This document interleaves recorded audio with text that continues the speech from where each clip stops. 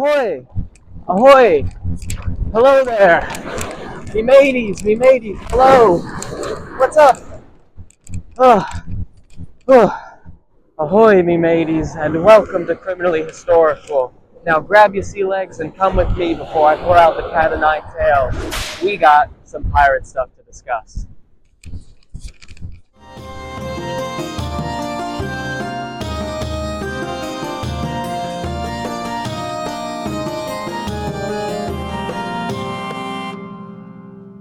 Today I'm in the coastal town of Beaufort, North Carolina, a place with plenty of history because it's the third oldest town in the state, first established in 1713. The town's position along Beaufort Inlet made it an important port as the town grew, attracting a lot of trade but also some undesirable folks like the pirates we're going to talk about. Before our main story, I wanted to talk about Beaufort's association with a very famous pirate indeed, and that would be none other than Blackbeard. Now, Blackbeard wasn't a stranger to the North Carolina coast. He actually owned a house further south in a town called Bath, but he also visited the town of Beaufort in the early 1700s.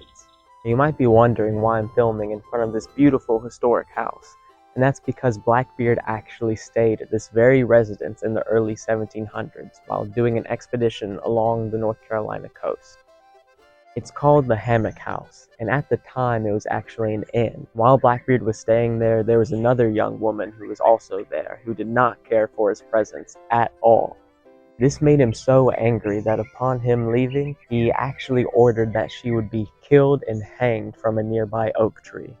Old wives' tale? I don't know, who's to say? Probably. One other fun fact about Blackbeard and Beaufort is that his famous ship, the Queen Anne's Revenge, actually wrecked just off of the town's shores in 1718 and was left unexplored until 1996. Now, you can go to the local maritime museum where you can see all the neat items they've uncovered from the wreckage, which I think is super neat. A few decades after our friend Blackbeard frequented these shores, some other pirates decided to pay Beaufort a visit.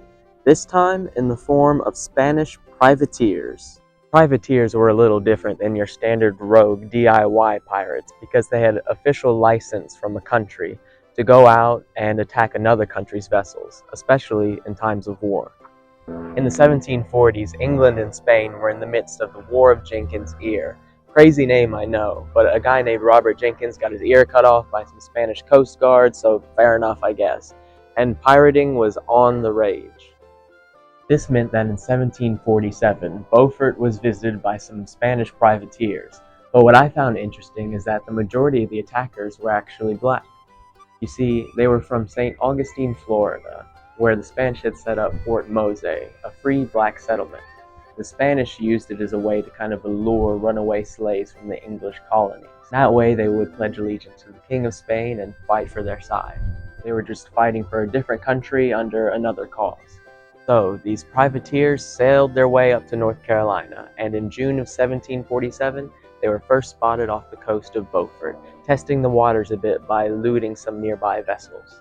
The town couldn't really do much because only around 13 local militiamen responded to the alarm, nowhere near enough to deal with the pesky privateers, so they just had to sit back and sadly watch the privateers steal all their booty.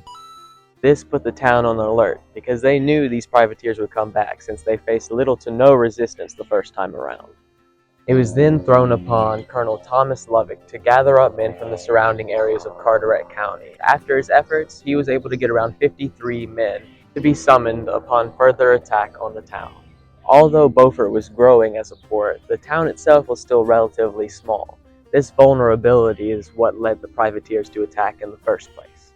And that larger attack came on August 26, 1747, when the privateers decided to take bolder action and actually captured the town of Beaufort itself. Now you would think Colonel Lovick's efforts to get a militia ready would prevent this, but it took time to gather everybody together, and by the time he did this on September 1st, the town was already gone. The people of Carteret County would not give up that easily, and the 53 militiamen engaged in battle with the privateers under the command of Major Enoch Ward. Not much is known about the battle itself, but it's recorded that the 53 militiamen were actually able to rout the privateers and send them out of the town by the beginning of September.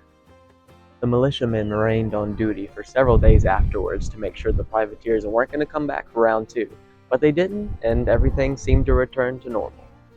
Regarding the overall damage of the attack, it was written down that some people were killed, some livestock were killed, some slaves were taken, and some small ships and vessels were burned as well.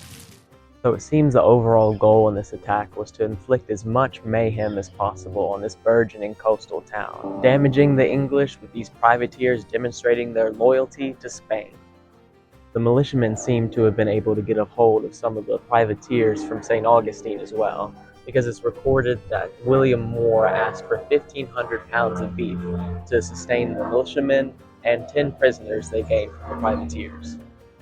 While what happened to the prisoners is unknown, one can imagine the unfortunate circumstances placed upon them, forced servitude for countries with nothing but their own interests in mind. Following the attack on Beaufort, the government was a little bit embarrassed, with Governor Gabriel Johnson saying, "Our trade is distressed, our ships plundered in our harbors, and our coasts insulted by a cruel and vigilant enemy." They needed a way to defend themselves against these attacks, so the governor appropriated 1,500 pounds to build a fort at Beaufort Inlet. And after many reiterations, it ended up becoming Fort Macon, which is a place you can still visit today. So with that, Beaufort's brush with pirates was over. That is, until 1960. Now, when I say that, I'm not referring to the Beatles or something like that coming to America and plundering the hearts and minds of our youth, and also the wallets of all the parents. No. I'm referring to a group of men in town who wanted to start a celebration called the Beaufort Pirate Invasion, inspired by the attack in 1747. While not a 100% accurate reenactment of events, as they dressed up the way they kind of viewed pirates in the pop culture of it, yo-ho-hos and all, it seemed like a neat way to get the community involved in a sort of living history project. All the men who were the pirates were actually from the fire department, funnily enough. I guess they just wanted to be the bad guys for once. And one of them, named Neil Willis, actually wrote about the event in his book, Beaufort by the Sea, Memories of a Lifetime. "We pirates were brought in on a large boat and were transferred to a lifeboat used as the pirate boat. The pirates rowed the boat over to the island and attacked the fort, and this was a fort they had built ahead of time on an island across from the town. It was set on fire.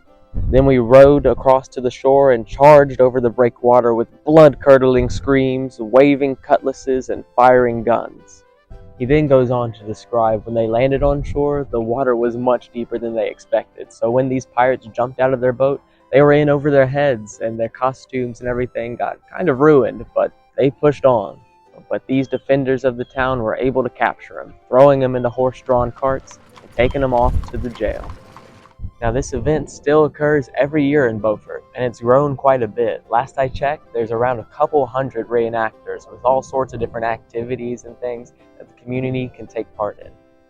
On their website, they state as part of their mission, through interactive exhibits, captivating performances, and hands-on activities, we aim to create a dynamic and entertaining environment where learning becomes an adventure. It's nice to see the way they've turned a stressful event in the town's history into one that generates fun and tourism. And it's also good to know the additional context for the actual story itself, which hopefully I succeeded in doing today. So with that, I hope you've had a little bit of entertainment in this adventure of a video. And until next time, because there's still plenty more crime throughout history to discuss. We're out here on a lovely day, out here on the beach. Wait, what is that? I gotta go.